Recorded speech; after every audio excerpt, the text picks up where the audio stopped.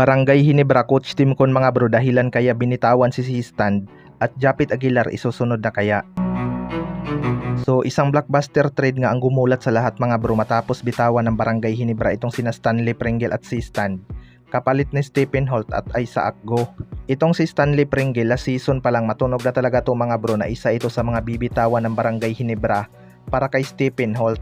Pero yung si Stan, nagula talaga ang mga fans ng Barangay Hinebra kung bakit ito binitawan dahil malaking parte nga siya sa opensa at dipinsa ng Barangay Hinebra. Lalo na ngayong import-led conference. Dito talaga mamimiss ng Barangay Hinebra ang kanyang dipinsa lalo na sa painted area mga bro. Pero hindi naman siguro yan bibitawan ng Barangay Hinebra basta-basta kung walang dahilan. 'Di ba? Isa nga sa mga posibleng dahilan dyan ay baka gusto ni Coach Timcon magkaroon ng modern big man. Alam naman natin na walang shooting beyond the arc itong si Stand mga bro. May mga usap-usapan din talaga na maglalaro na ito overseas. Hindi ko lang alam kung gaano katotoo pero abangan na lang natin. Hindi rin naman talaga malabong mag-Japan din ito. Paghahandaan din talaga ni Coach Timcon ang Gilas Pilipinas at magiging malaking parte nga itong si Isaac Go kapag nagkataon dahil pwede nga ito bilang lokal. Kung mahasa ito at mailabas ni Coach Timcon ang kanyang potensyal, magiging modern big talaga ito ng Gilas Pilipinas. Kailangan lang nitong magbawas kaunti ng timbang para bumilis. Sa kabilang banda naman mga bro, Japit Aguilar isusunod na kaya. Ito nga si Japit Aguilar ang isa sa mga nagrepresent sa ating bansa sa FIBA o QT.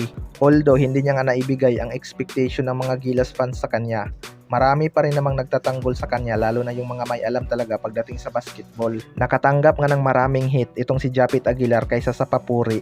Kaya hindi rin talaga napigilan ni Coach Timcon ipagtanggol ang kanyang big man. Ngayon ngang na-trade na si Stand mga bro, posible kayang isunod na si Japit Aguilar para magpabata ng lineup.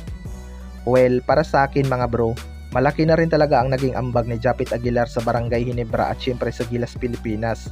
Kaya hindi niya talaga deserve ma-trade lalo na at malapit na rin siyang magretiro. Bilang pasasalamat, hayaan sana nila si Japit Aguilar magretiro sa Barangay Hinebra dahil isa nga ang kanyang mga highlights dang sa mga nagpasaya sa mga Hinebra fans. Pero kung desisyon naman ng management na bitawan ito mga bro, wala ngang magagawa ang mga fans at siguradong masasaktan talaga ang mga ito. May edad na rin naman itong si Japit Aguilar. Ilang season na lang magre-retiro na nga ito at sana sa Barangay Hinebra ito magretiro dahil dito talaga siya mas nakilala. Dito niya nga nailabas ang kanyang potensyal noong kalakasan pa niya. 'Di ba? Kaya abangan na lang natin kung ano pa ang hakbang na gagawin ng Barangay Hinebra para sa upcoming season dahil hindi pa nga daw sila tapos. Kayo mga bro, ano masasabi nyo tungkol dito?